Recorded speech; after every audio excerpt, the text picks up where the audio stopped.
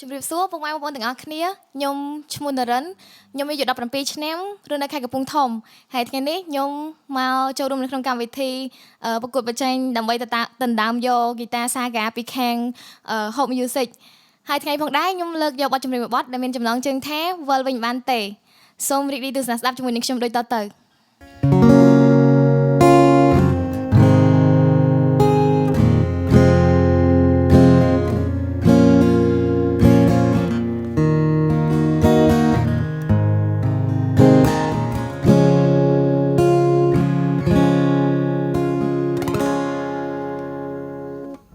រយំក្រុមពេលរូបអូន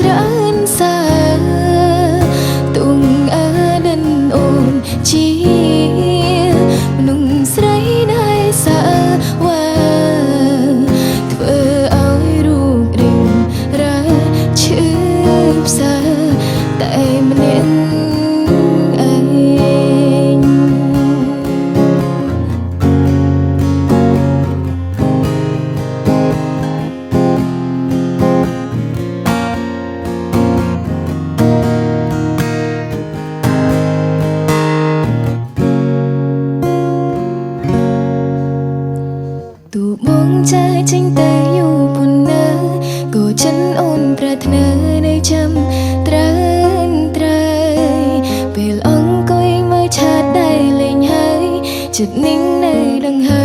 យបងវិលវិញផ្ដល់ឱកាសបានទេមានមេអូនចង់កែប្រែកំហុងឲ្យអូនសុំតរាល់នៅកំហុងដែលអូនបានសាង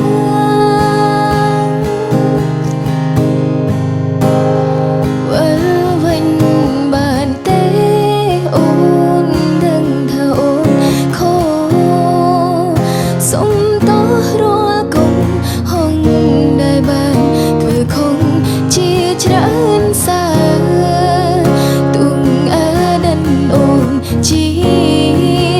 មនុស្សស្រីដែលសាវ៉ាធ្វើឲ្យរូបរាងរាឈឺផ្សាតែម្នាក់ឯង